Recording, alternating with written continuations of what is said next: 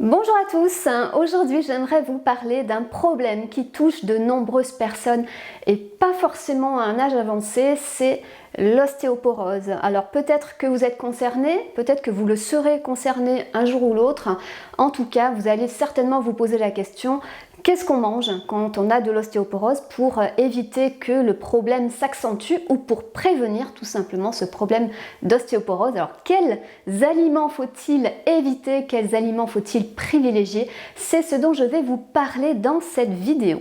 Avant donc de rentrer dans le vif du sujet, je vous invite, si ce n'est pas encore fait, à vous abonner à cette chaîne pour ne rien rater de mes conseils nutrition, minceur et mieux-être. Eh bien, je vous invite à cliquer sur le bouton rouge juste en dessous de cet écran et n'oubliez pas d'activer la petite cloche qui vous permettra de recevoir une notification à chaque nouvelle vidéo. Alors, qu'est-ce que c'est l'ostéoporose? L'ostéoporose, c'est un problème de densité osseuse. L'os perd ses minéraux, il y a une déminéralisation, une perte de masse osseuse, littéralement l'os devient poreux, donc l'os devient de plus en plus fragile avec bien sûr le risque de fracture qui est associé. C'est un problème qui peut arriver pas forcément à 80 ou 85 ans, on trouve bien sûr des problèmes d'ostéoporose avant l'âge de 60 ans, même bien avant parfois. Et bien sûr, là, la nutrition joue un rôle essentiel pour éviter que l'os devienne de plus en plus fragile. C'est souvent suite à une fracture, ce qu'on appelle les fractures de fatigue, qu'on va pouvoir déceler l'ostéoporose. Alors, quelle alimentation adopter? D'abord, je vais vous parler des aliments qu'il faudra limiter. Je ne parle pas d'éviter ou de supprimer. Vous savez qu'en nutrition, c'est une histoire de dosage. C'est toujours la dose qui fait le poison. Donc, il y a des aliments à limiter parce que ça peut aggraver le problème d'ostéoporose, mais ce n'est pas à supprimer.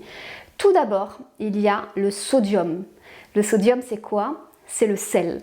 Les excès de sodium, et je dis bien les excès, n'allez pas supprimer tout le sel et les produits salés, mais les excès de sodium font fuir le calcium de l'os, font éliminer du calcium dans les urines. Donc, pour éviter ce phénomène, vous devez apprendre à maîtriser votre consommation de sel globalement, de sel d'ajout à table, mais aussi bien sûr de produits salés, parce que nos apports en sel viennent essentiellement des produits salés, un petit peu de la salière que nous ajoutons à la maison, mais essentiellement des produits salés. Donc attention globalement à ne pas abuser des charcuteries, des fromages, de la sauce soja, des olives, des anchois, du saumon fumé, de la truite fumée, des harengs, des choses comme ça, des choses vraiment très salées et surtout des plats industriels, parce que c'est dans ces plats préparés, dans les plats tout prêts qu'on va retrouver une quantité de sel importante. Dans les sauces toutes prêtes, dans les potages déshydratés, les potages en briques, les quiches du traiteur, les pizzas, tous ces plats cuisinés apportent une certaine quantité de sel et si vous en utilisez au quotidien, vous risquez d'en consommer beaucoup trop. Donc retenez ceci. Trop de sel, trop de sodium fait fuir le calcium, donc ça risque de déminéraliser l'os. Donc premier point, attention à vos apports en sel. Prenez l'habitude de cuisiner au maximum maison, vous allez maîtriser vos apports en sel. Prenez l'habitude également de goûter avant de rajouter du sel sur vos plats.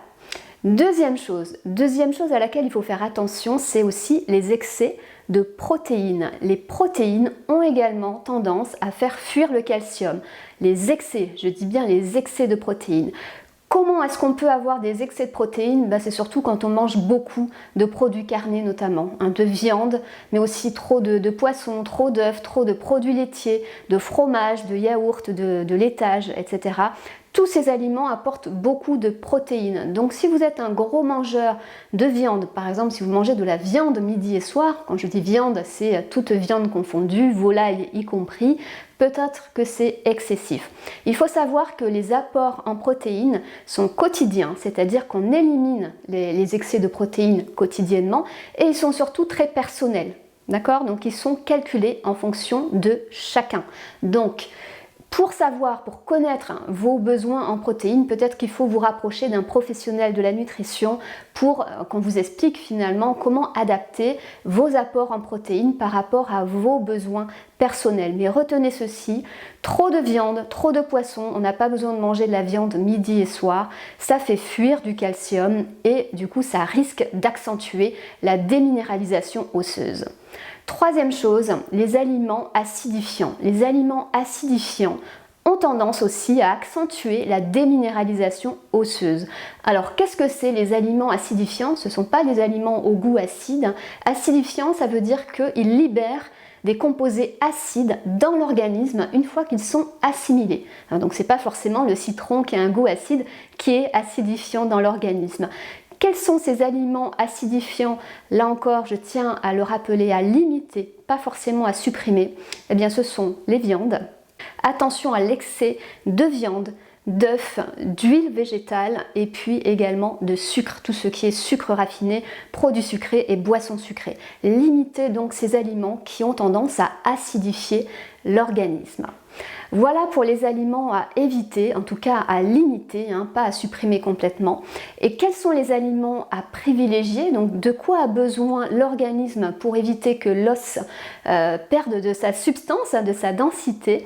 Eh bien il a besoin de plusieurs choses. Il a besoin d'abord de protéines, donc vous voyez que finalement c'est encore la dose qui fait le poison. Il n'en faut pas trop, mais il en faut quand même. Donc il faut quand même des apports en protéines quotidiens et c'est pour ça que je vous ai dit, donc c'est bien quand même de se rapprocher d'un professionnel de la nutrition pour connaître vos besoins en protéines et pour savoir comment ça se manifeste dans vos repas, dans vos menus, quelle quantité de viande vous avez besoin chaque jour par exemple. Et puis l'os a besoin bien sûr de calcium et de vitamine D. Le calcium, on va le trouver dans de nombreux aliments. Est-ce qu'on doit absolument augmenter sa consommation de produits laitiers quand on a de l'ostéoporose? Eh bien non, parce que je vous l'ai dit, le lait est un aliment acidifiant, donc il ne faut pas non plus en abuser. Alors, où est-ce qu'on va trouver du calcium? Je vous rassure, on trouve du calcium dans de nombreux aliments. On va trouver du calcium dans les eaux, certaines eaux minérales sont riches en calcium, donc si vous en avez besoin, eh bien prenez l'habitude d'en boire régulièrement. Pensez aussi aux sardines. Les sardines avec leurs arêtes apportent beaucoup de calcium, donc là peut-être que vous pouvez faire des rillettes de sardines, vous écrasez, vous gardez bien sûr l'arête centrale et vous pouvez donc faire le plein de calcium comme ça.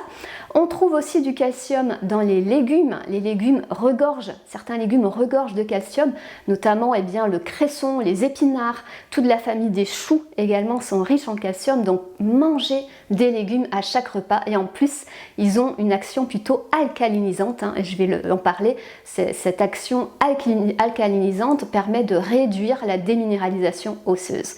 Donc du calcium, on va aussi en trouver dans certaines graines oléagineuses, notamment les graines de chia, les graines de pavot, les graines de sésame, donc le thym, la purée de sésame également est riche en calcium. Donc vous voyez, on trouve du calcium dans les produits laitiers bien sûr, mais pas uniquement. Donc on n'a pas besoin de manger 4 ou 5 produits laitiers par jour. Je pense que c'est pas bon pour justement à cause de cet effet acidifiant. Donc attention à ne pas abuser des produits laitiers, 2 par jour, c'est très bien. Et ensuite, vous complétez vos apports en calcium avec les légumes, notamment les eaux riches en calcium et puis les graines oléagineuses. Bien sûr, dans le cadre d'un repas bien équilibré et bien structuré. On a besoin aussi de vitamine D. Bien sûr, la vitamine D est essentielle pour éviter la déminéralisation osseuse. Petit rappel, la vitamine D, c'est d'abord synthétisé au soleil, à l'extérieur. Donc, allez à l'extérieur pour faire le plein de vitamine D.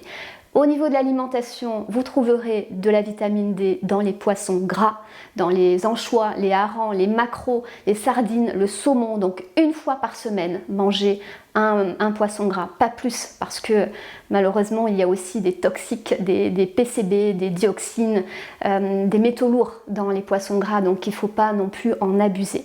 La vitamine D, vous allez aussi en trouver dans le jaune d'œuf, donc les œufs apportent des protéines, des bonnes protéines et de la vitamine D qui est intéressante pour limiter la déminéralisation osseuse. Et puis la vitamine D, on en trouve aussi dans les produits laitiers au lait entier, c'est-à-dire qu'il faut Quand vous prenez des produits laitiers, ne les prenez pas écrémés. Vous avez du calcium dans les produits laitiers écrémés, mais pas de vitamine D. Et ce qui est important finalement pour l'os, c'est l'association calcium et vitamine D.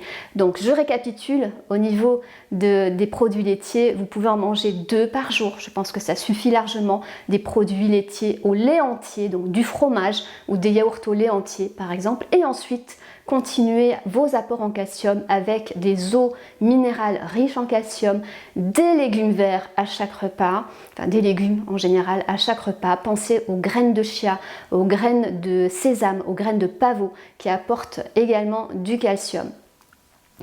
Enfin, les aliments alcalinisants permettent de réduire la déminéralisation osseuse, donc les aliments acidifiants accentuent cette déminéralisation, les aliments alcalinisants réduisent la déminéralisation. Donc, quels sont-ils ces aliments alcalinisants? Ce sont surtout les végétaux, les légumes et les fruits. Donc, faites le plein de ces aliments-là tous les jours.